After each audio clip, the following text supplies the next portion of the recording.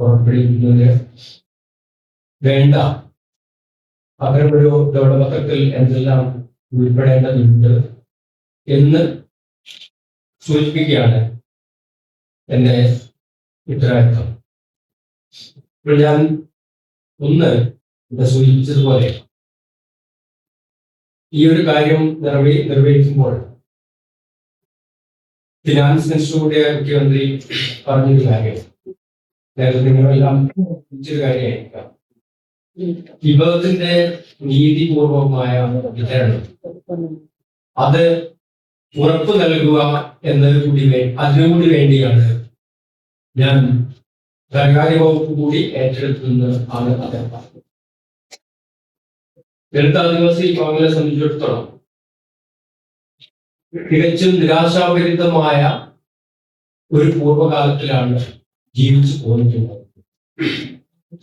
ഭൂമിക്ക് വേണ്ടി, വിദ്യാഭ്യാസത്തിന് വേണ്ടി, ജോലിക്ക് വേണ്ടി പ്രക്ഷോഭങ്ങളിൽ ഏർപ്പെടുക എന്ന ജനാധിപത്യപരമായ ചില സാധ്യതകൾ ഉപയോഗപ്പെടുത്തുന്നതിന് കവിഞ്ഞ് അധികാര രാഷ്ട്രീയവുമായി ബന്ധപ്പെട്ടുകൊണ്ട് സംസാരിക്കാൻ ശേഷി ഉള്ളവരായിരുന്നില്ല എന്നതാണ്. എന്നാൽ ഈ കഴിഞ്ഞ നിയമസഭാ ഇലക്ഷൻ മുതൽ ദളിതരും ആദിവാസികളും അവരുടെ വോട്ട് വളരെ ബുദ്ധിപൂർവം ഏകീകരിക്കാൻ ശ്രമിക്കുകയും കഴിഞ്ഞ ജനവിരുദ്ധമായ ഒരു ഭരണത്തിനെതിരെ അത് ഉപയോഗിക്കുകയും UDF-നെ അങ്ങനെ വോട്ട് ചെയ്ത് വിജയിപ്പിച്ചതിൽ ദളിത് ആദിവാസി വിഭാഗങ്ങളുടെ രാഷ്ട്രീയ സംഘാടനം വളരെ കൃത്യമായ ചില രാഷ്ട്രീയ നിലപാടുകളിലൂടെ അത് സാധ്യമാക്കി എന്നുള്ളതാണ് നമ്മുടെ ഈ ഒരു ദൗത്യത്തെ കുറിച്ച് ചർച്ച ചെയ്യുന്നത്. അപ്പം പ്ലാൻ ഫണ്ടിനെ കുറിച്ചാണ് ഇതുവരെ നമ്മൾ സംസാരിച്ചുകൊണ്ടിരുന്നത്. നോൺ പ്ലാൻ ഫണ്ടിൽ ഇപ്പം ഇവിടെ പറഞ്ഞു 12.8% വരേണ്ടത് കഴിഞ്ഞ ഏറ്റവും അവസാനം 3-4% ഇങ്ങനെ ഇടിഞ്ഞു പോയത് നമ്മൾ മനസ്സിലാക്കി. എന്നാൽ നോൺ പ്ലാൻ ഫണ്ടിൽ നമ്മുടെ പ്രാതിനിധ്യം എന്ന് പറയുന്നത് വളരെ തുച്ഛമായ പ്രാതിനിധ്യമാണ് എന്നുള്ളതാണ് പ്രധാനപ്പെട്ട കാര്യം. ആ ഒരു മേഖല എന്ന് പറയുന്നത് യഥാർത്ഥത്തിൽ നോൺ പ്ലാൻ ഫണ്ട് എന്ന് പറയുന്നത് സർക്കാർ ഉദ്യോഗസ്ഥന്മാരുടെ ശമ്പളം, പെൻഷൻ തുടങ്ങിയ മേഖലകളിൽ ചെലവഴിക്കുന്നതാണ് നോൺ പ്ലാൻ ഫണ്ട്. അപ്പം നമ്മൾക്കറിയാം കേരളത്തിലെ വിദ്യാഭ്യാസ മേഖലയെ കുറിച്ച്, കേരളത്തിലെ പ്രത്യേകിച്ച് എയ്ഡഡ് വിദ്യാഭ്യാസ മേഖലയെ കുറിച്ച് വളരെ ദീർഘകാലമായി ദളിതരും ആദിവാസികളും വലിയ ഒരു പ്രക്ഷോഭത്തിലാണ്. അവിടെ സാമൂഹിക നീതി നടപ്പാക്കേണ്ടതുണ്ട്, എയ്ഡഡ് മേഖലയുടെ നിയമനങ്ങൾ PSC ഉണ്ട് എന്ന് പറഞ്ഞ വലിയ പ്രക്ഷോഭത്തിലാണ് ആദിവാസി ദളിത് വിഭാഗം. അവിടെ ഈ 2025-26 ബജറ്റ് രേഖ നമ്മൾ പരിശോധിക്കുമ്പോൾ ശമ്പള ഇനത്തിൽ മാത്രം 18,774 കോടി രൂപയാണ് ശമ്പള ഇനത്തിൽ മാത്രം ഗവൺമെന്റ് ചെലവഴിക്കുന്നത്. എന്നാൽ പെൻഷൻ ഇനത്തിൽ ഏതാണ്ട് 4,000 കോടി ആവുമ്പോൾ ഏതാണ്ട് 24,000 കോടിയിലധികം രൂപയാണ് പ്രതിവർഷം 2025-26 ബജറ്റിൽ ഉൾപ്പെടുത്തിയ എമൗണ്ടാണ്. അപ്പം ഈ 24,000 കോടി രൂപയിൽ പട്ടികജാതി പട്ടികവർഗ വിഭാഗങ്ങളുടെ പ്രാതിനിധ്യം എന്ന് പറയുന്നത് അവിടെ ജോലി കിട്ടിയിട്ടുള്ള 450-500 ഉദ്യോഗസ്ഥർക്ക് ലഭിക്കുന്ന ശമ്പളം മാത്രമാണ് ഇതിൽ നമുക്കുള്ള പ്രാതിനിധ്യം. ഈ ചുരുങ്ങിയ പ്രാതിനിധ്യം നമ്മൾക്ക് കിട്ടുമ്പോൾ ആരാണ് ഈ പറയുന്ന 24,000 കോടി രൂപയുടെ ഓണേഴ്സ്? ആ ഷെയർ ആരാണ് ഹാൻഡിൽ ചെയ്യുന്നത് നോക്കിയാൽ കേരളത്തിലെ വിദ്യാഭ്യാസ മേഖലയുടെ കണക്ക് നമ്മൾ പരിശോധിച്ചാൽ അതിന്റെ ഏതാണ്ട് 46% ക്രിസ്ത്യൻ മാനേജ്മെന്റുകളാണ്. 19% കേരളത്തിലെ വിവിധ മുസ്ലിം മാനേജ്മെന്റുകളാണ്. 13% നായർ കമ്മ്യൂണിറ്റിന്റെ കീഴിലാണ്. ദേവസ്വം ബോർഡിലെ ഏതാണ്ട് 3% സ്ഥാപനങ്ങൾ അല്ലെങ്കിൽ അവിടെ ആ സ്ഥാപനങ്ങളിലെ മുഴുവൻ തസ്തികകളിലും നായർ കമ്മ്യൂണിറ്റിയാണ് എന്നതുകൊണ്ടാണ് 13% പേരാണ്. 11% എസ് എൻ ട്രസ്റ്റിന്റെ PO കമ്മ്യൂണിറ്റിന്റെ കീഴിലാണ്. ദളിത് ആദിവാസി വിഭാഗങ്ങളുടെ പ്രാതിനിധ്യം എന്ന് പറയുന്നത് സ്ഥാപനങ്ങളിൽ ഈ കഴിഞ്ഞ 2006 ശേഷം ലഭിച്ചിട്ടുള്ള 4-5 കോളേജുകൾ മാത്രമാണ്. അവിടെ പട്ടികജാതി അധ്യാപകർ തന്നെ വളരെ ചുരുക്കമാണ്. അപ്പോൾ ഈ പറയുന്ന നോൺ പ്ലാൻ ഫണ്ടില് നമുക്ക് പ്രാതിനിധ്യമില്ല. അതിനുവേണ്ടി നമ്മൾ 2010 ആദ്യമായിട്ട് ഒരു കേസ് നൽകിയത്. ആ കേസിനെ സംബന്ധിച്ചിടത്തോളം 2015 നമുക്ക് അനുകൂലമായിട്ടൊരു വിധി വന്നു.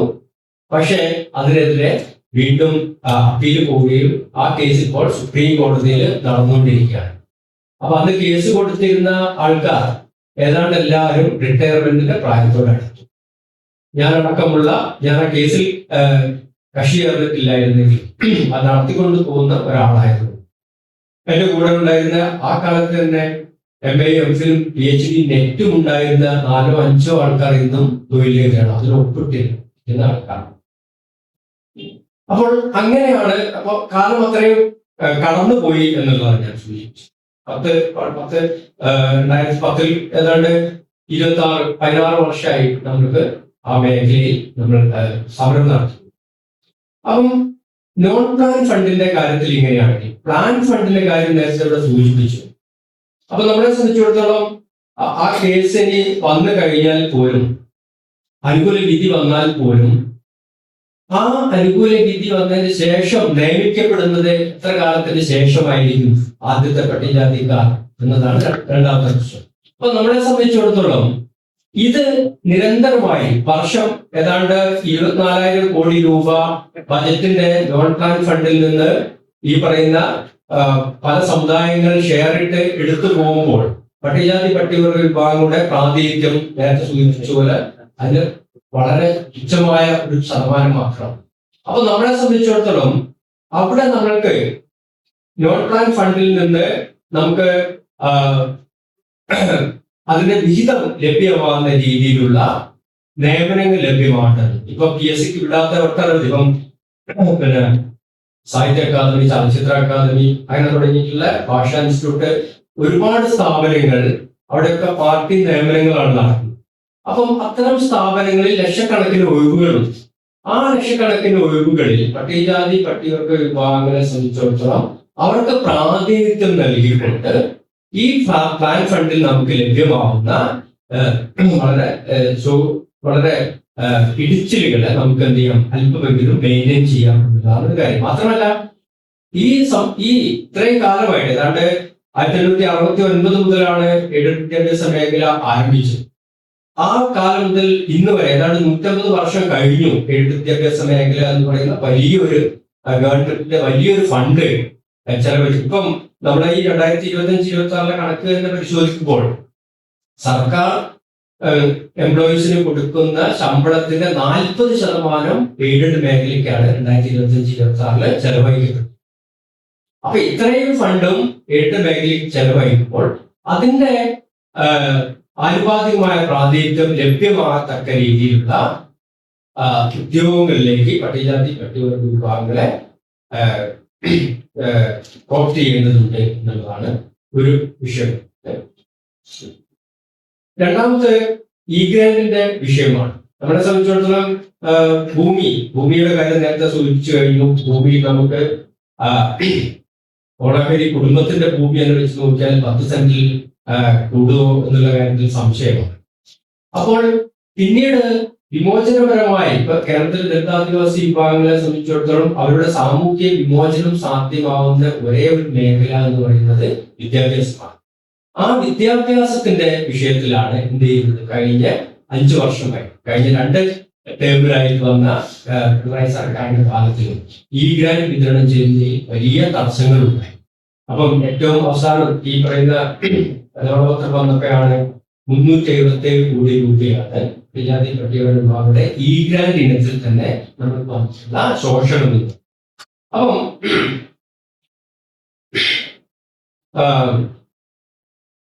ഏതാണ്ട് ഇതിന്റെ ശേഷം വിദ്യാർത്ഥികളുടെ നേതൃത്വത്തിൽ വലിയ സമരങ്ങളൊക്കെ നടക്കുകയുണ്ടായി. ആ സമരത്തിന്റെ ഒക്കെ ശേഷം അന്ന് പിന്നെ അന്നത്തെ പട്ടികജാതി വികസന വകുപ്പ് മന്ത്രി പറഞ്ഞത് 128 കോടി രൂപയാണ് 2024 ജനുവരി വരെയുള്ള അരിയർ എന്നാണ്. പക്ഷേ 2025 ആകുമ്പോഴേക്ക് 26 ആകുമ്പോഴേക്ക് 377 കോടി രൂപ കുടിശ്ശിക ഉണ്ട് എന്നുള്ളൊരു കണക്കാണ് നമ്മൾ എടുത്തിട്ടുള്ളത്. അപ്പം ഇതിന്റെ ഒരു പ്രധാനപ്പെട്ട ഒരു വിഷയം എന്ന് പറയുന്നത് പട്ടികജാതി പട്ടികവർഗ വികസന വകുപ്പ് ഡയറക്ടറേറ്റുകൾ വളരെ കൃത്യമായിട്ട് ഈ പറയുന്ന കുടിശ്ശിക അല്ലെങ്കിൽ ഫണ്ട് വിതരണം ചെയ്യുന്ന ഈ ഗ്രാന്റ് വിതരണം ചെയ്യുന്നതിൽ വലിയ തടസ്സങ്ങൾ ഉണ്ടാക്കുന്നു എന്നതാണ്. അപ്പം അതുമായിട്ട് ബന്ധപ്പെട്ട് CAG 2024 ഒരു റിപ്പോർട്ട് പുറത്തുവിട്ടിട്ടുണ്ട്. അതിലെ ചില പോയിന്റുകൾ ഞാൻ പറയാം. അത് auditor controller and auditor general of India പുറത്തുവിട്ട കണക്കുകളാണ്. അപ്പോൾ 4 മുതൽ 20% ST വിദ്യാർത്ഥികൾക്ക് സ്കോളർഷിപ്പ് ലഭിച്ചില്ല. അതുപോലെ 10 മുതൽ 12% ST വിദ്യാർത്ഥികൾക്കും ഈ കാലഘട്ടത്തിൽ 17 മുതൽ 21 വരെയുള്ള കാലത്തിൽ ഫെലോഷിപ്പ് അല്ലെങ്കിൽ ഗ്രാന്റ് ലഭിച്ചില്ല. 2019-20 സമ്പൂർണ്ണയായി രജിസ്റ്റർ ചെയ്തിട്ടുള്ള 379 സ്കൂളുകളിലെ 3497 വിദ്യാർത്ഥികൾ ഈ ഗ്രാന്റിന് പുറത്തായി. ഈ ഗ്രാന്റിൽ രജിസ്റ്റർ ചെയ്തിട്ടുള്ള 5437 സ്കൂളുകളിലെ 23,138 വിദ്യാർത്ഥികൾ ഈ ഗ്രാന്റിൽ നിന്ന് പുറത്തായി. കേന്ദ്രീയ വിദ്യാലയങ്ങളിലെ 5,828 SC വിദ്യാർത്ഥികൾ അധിക ഫീസ് ഇനത്തിൽ നൽകിയ 3.6 കോടി രൂപ ഈ ഗവൺമെന്റ് അനുവദിച്ചെങ്കിലും ഈ പണം പട്ടികജാതി വികസന വകുപ്പ് വിദ്യാർത്ഥികൾക്ക് തിരിച്ചു കൊടുത്തില്ല.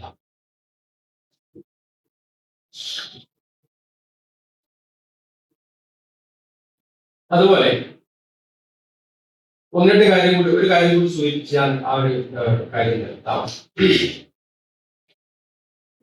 ഭരണപരമായ ചെലവുകൾ, ഈ ഗ്രാന്റ് വിതരണവുമായിട്ട് ബന്ധപ്പെട്ട അതിനുവേണ്ടിയുള്ള ക്ലെയിം ചെയ്യാത്തത് മൂലം ഏതാണ്ട് 9.65 ലക്ഷം രൂപ കേന്ദ്രത്തിന്റെ ഫണ്ട് നഷ്ടപ്പെടുത്തി. ഭിന്നശേഷി വിഭാഗങ്ങൾക്ക് അനുവദിച്ച 10% അധിക സ്കോളർഷിപ്പ് പട്ടികജാതി വികസന വകുപ്പ് കൊടുത്തില്ല. സ്ഥാപന ഡയറക്ടറേറ്റ് തലത്തിൽ അപേക്ഷകൾ പ്രോസസ് ചെയ്യാത്തത് മൂലം 1246 സ്കോളർഷിപ്പുകൾ നൽകും. മൊത്തത്തിൽ അവരെ കണക്ക് കൂട്ടിയിട്ട് 1 വർഷം മുതൽ 5 വർഷം വരെ ഈ ഗ്രാന്റ് ഈ കാലഘട്ടത്തിൽ വൈകി എന്നതാണ് ഒരു കണക്ക്. മാത്രമല്ല ഒരു കാര്യം കൂടി വളരെ പരിതാപകരമായ ഒരു കാര്യം എന്ന് പറയുന്നത് ബാങ്ക് IFSC ഇപ്പം വിദ്യാർത്ഥികളുടെ അക്കൗണ്ടിലേക്ക് നേരിട്ട് ഫണ്ടുകൾ വരികയാണ്. സ്ഥാപനങ്ങൾക്ക് കൊടുക്കാനുള്ള ഫീസും അതുപോലെ അവരുടെ ഈ ഗ്രാന്റും അവരുടെ അക്കൗണ്ടിലേക്കാണ്. അപ്പോൾ IFSC കോഡ് അതുപോലെ ബാങ്ക് ഇൻവാലിഡ് ആയ ബാങ്ക് അക്കൗണ്ട് നമ്പർ ഒക്കെയുള്ള ഏതാണ്ട് 7000-ഓളം വിദ്യാർത്ഥികളുടെ 30.24 ലക്ഷം രൂപ അവർക്ക് ലഭിച്ചില്ല എന്ന് മാത്രമല്ല ഈ ഫണ്ട് മുഴുവൻ ഈ പറയുന്ന ഗവൺമെന്റ് ട്രഷറിയിലേക്ക് തിരിച്ചു കയറി. ഈ വിഷയം വരുമ്പോൾ IFSC കോഡിലോ ബാങ്ക് അക്കൗണ്ടിലോ പ്രശ്നമുണ്ട് എന്ന് 30 ദിവസം കൊണ്ട് ഈ പറയുന്ന പട്ടികജാതി പട്ടികവർഗ ഡയറക്ടറേറ്റിലുള്ള ഉദ്യോഗസ്ഥർക്ക് അത് റെക്ടിഫൈ ചെയ്ത് കൊടുക്കാവും 30 ദിവസം ഉണ്ടായി.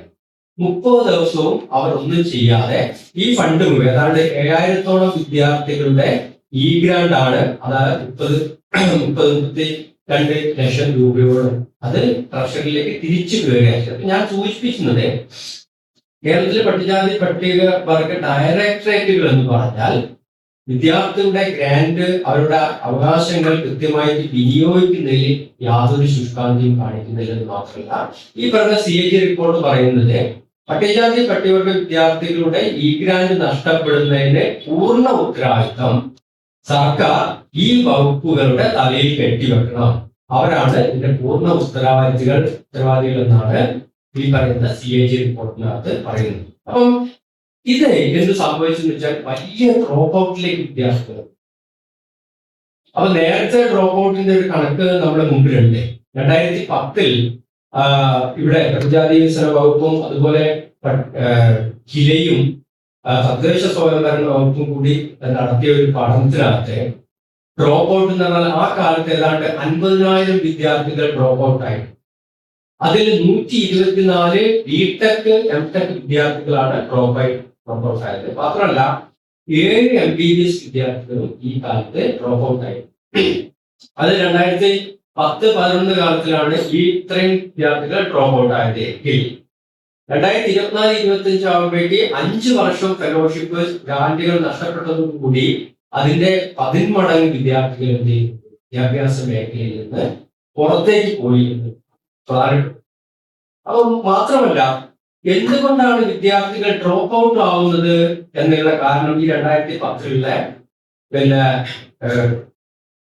ഡോക്യുമെന്റിനകത്തില്ല. എന്നാൽ ഇൻസ്റ്റിറ്റ്യൂട്ട് ഓഫ് ടാക്സേഷൻ സ്റ്റഡീസ് എന്ന് പറയുന്ന ഗിഫ്റ്റ് എന്ന് പറയുന്ന തിരുവനന്തപുരത്തെ ഒരു സ്ഥാപനം വിദ്യാർത്ഥികളെ ഡ്രോപ്പ് ഔട്ട് കാര്യത്തിൽ കൂടി വളരെ കൃത്യമായ ഒരു ഡോക്യുമെന്റ് പുറത്തുവിട്ടു. അത് 2017 അവരെടുത്തൊരു ഡാറ്റാ ശേഖരണത്തിനകത്ത് ഒരു സർവേ റിപ്പോർട്ട് അനുസരിച്ച് ഈ പറയുന്ന ഡ്രോപ്പ് ഔട്ട് ആവുന്ന വിദ്യാർത്ഥികൾ എന്തുകൊണ്ടാണെന്ന് വെച്ചാൽ അതിലെ 40-46% വിദ്യാർത്ഥികൾ ഡ്രോപ്പ് ഔട്ട് ആവുന്നത് സാമ്പത്തികമായ പരാധീനത കൊണ്ടാണ് എന്നാണ്. അതേപോലെ തന്നെ 4% വിദ്യാർത്ഥികൾ 4.5% വിദ്യാർത്ഥികൾ ഡ്രോപ്പ് ഔട്ട് ആവുന്നത് സ്ഥാപനങ്ങളുടെ വിവേചനപരമായ നിലപാടുകൾ മൂലമാണ്. ജാതി അടക്കമുള്ള വിവേചനങ്ങൾ അവർ നേരിടുന്നത്. അതേപോലെ തന്നെ 20% വിദ്യാർത്ഥികൾ ഡ്രോപ്പ് ഔട്ട് ആവുന്നതിന്റെ കാരണം എന്ന് പറയുന്നത് ഫാമിലി സപ്പോർട്ട് ഇല്ലാത്തതുകൊണ്ടാണ്. ഫാമിലി സപ്പോർട്ട് എന്ന് പറഞ്ഞാൽ എന്താണ്? സാമ്പത്തികമായ വിദ്യാർത്ഥികൾ പിന്നെ സപ്പോർട്ട് ചെയ്യാൻ കേൾപ്പില്ല. അപ്പം 40-20-60% വിദ്യാർത്ഥികളും ഡ്രോപ്പ് ഔട്ട് ആവുന്നതിന് പിറകിൽ സാമ്പത്തിക പരാധീനതയാണ് എന്നുള്ളതാണ് പ്രധാനപ്പെട്ട കാര്യം. അപ്പം ഈ ഒരു ഡോക്യുമെന്റ് നമ്മുടെ കയ്യിൽ ഉള്ളപ്പോൾ തന്നെയാണ് 2020-2025 കാലഘട്ടത്തിനകത്ത് പിന്നെ 377 കോടി രൂപ നമുക്ക് ലാപ്സ് ആവുന്നത്.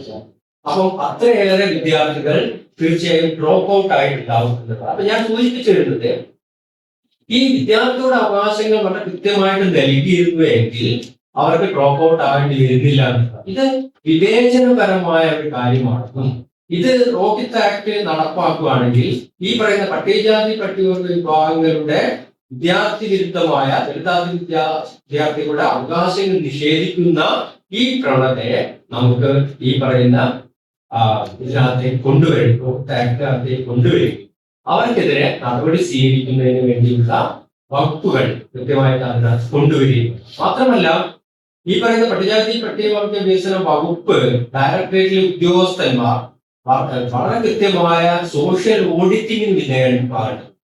അതിന് കൃത്യമായി പട്ടികജാതി പട്ടികവർഗ മേഖലയിൽ വളരെ പ്രാവീണ്യമുള്ള വ്യക്തികളുടെ കൂട്ടങ്ങൾ ഈ പറയുന്ന ഗവൺമെന്റ് ബോഡിക്കകത്തേക്ക് വിളിച്ചു. അത് മോണിറ്റർ ചെയ്യാനുള്ള കൃത്യമായ ഒരു മെക്കാനിസം അവിടെ ഉണ്ടായാൽ മാത്രമേ പരിഹരിക്കാൻ കഴിയൂ. അല്ലാതെ സൂചിപ്പിച്ചതുപോലെ പ്ലാൻ ഫണ്ടിൽ വളരെ കൃത്യമായ ജനസംഖ്യാനുപാതികമായ ഫണ്ട് ഉൾപ്പെടുത്തുന്നത് മാത്രം ഇത് വിനിയോഗിക്കപ്പെടില്ല എന്നുള്ളതാണ് നമ്മുടെ മുമ്പിലുള്ള അനുഭവം, ചരിത്രപരമായ അനുഭവം. അപ്പൊ മാത്രമല്ല ഒരു കാര്യം നമ്മൾ സൂചിപ്പിക്കേണ്ടത്, ഞാൻ നേരത്തെ സൂചിപ്പിച്ചതുപോലെ ഈ പറയുന്ന 2010 128 ബിടെക് MBBS വിദ്യാർത്ഥികൾ പുറത്താവുമ്പോൾ എന്ത് സംഭവിക്കുന്നുണ്ട് വെച്ചാൽ 2025 നമുക്ക് മനസ്സിലാവും. 2025 60,628 റാങ്കിലുള്ള ഒരു EWS വിദ്യാർത്ഥി എന്ത് ചെയ്യുന്നുണ്ട്? ബിടെക്കിന് അഡ്മിഷൻ നേടുന്നുണ്ട് ഗവൺമെന്റ് സ്ഥാപനങ്ങളിൽ. അപ്പൊ ഞാൻ സൂചിപ്പിക്കുന്നത് നമ്മളെ സംബന്ധിച്ചിടത്തോളം ഈ പറയുന്ന 128 ബിടെക് വിദ്യാർത്ഥികളും 7 MBBSകാരും അഡ്മിഷൻ കിട്ടിയെടുത്തുനിന്ന് പുറന്തള്ളപ്പെടുമ്പോൾ അതിന്റെ കാരണം ഈ പറയുന്ന സാമ്പത്തിക പരാധീനതയാണ്. അതേ സമയത്ത് 2025 ആകുമ്പോഴേക്ക് ഈ 60,000-ൽ താഴെ റാങ്കിലുള്ള ആൾക്കാർ EWS വിഭാഗം എന്ത് ചെയ്യുന്നു? ഇതിനകത്തേക്ക് വരുന്നു എന്നുള്ളതാണ് മനസ്സിലാക്കുക. നമ്മളൊരു കാര്യം കൂടി നമ്മൾ ഇതായിട്ട് കുട്ടി വായിക്കേണ്ടത്, നമ്മൾ വിദ്യാഭ്യാസം കിട്ടാൻ വേണ്ടി 90 വർഷത്തോളം കാത്തിരുന്ന ഒരു സമുദായമാണ് ദളിതർ എന്ന് പറയുന്നത്.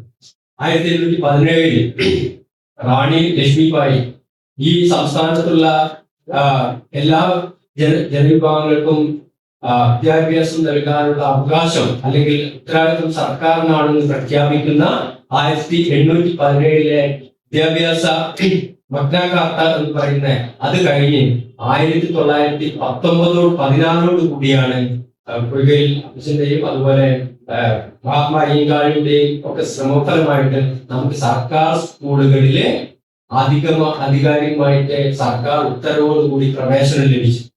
അപ്പൊ സൂചിപ്പിക്കുന്നത് 90-100 വർഷത്തെ കാത്തിരുന്നുകൊണ്ടാണ് വിദ്യാഭ്യാസ മേഖലയിൽ പ്രവേശിക്കാൻ കഴിയുന്നത്. ഇപ്പം 150 വർഷമായിട്ട് എയ്ഡഡ് വിദ്യാഭ്യാസ മേഖലയിലെ തൊഴിൽ മേഖലയിലേക്ക് നമുക്ക് പ്രവേശിക്കാൻ ഇന്നും കഴിഞ്ഞിട്ടില്ല. അതേ സമയത്ത് നമ്മൾ മനസ്സിലാക്കേണ്ടത് 128 എംടെക് ബിടെക് വിദ്യാർത്ഥികൾ പുറന്തള്ളുമ്പോൾ 60,000 ആൾക്കാർ ഇടിച്ചു കയറുന്ന ഒരു വിഭാഗമുണ്ട്. മാത്രമല്ല, ഇതേ കേന്ദ്രത്തിൽ നിന്നാണ് EWS പോലുള്ള കാര്യങ്ങൾ വേണം, അതിന് വാശി പിടിച്ചവരും അത് നടപ്പാക്കാൻ വേണ്ടി മുന്നിൽ നിന്നവരും ആണ് യഥാർത്ഥത്തിൽ ഇന്ന് ഈ പറയുന്ന ജാതി സെൻസസിനെതിരെ നിൽക്കുന്നത്.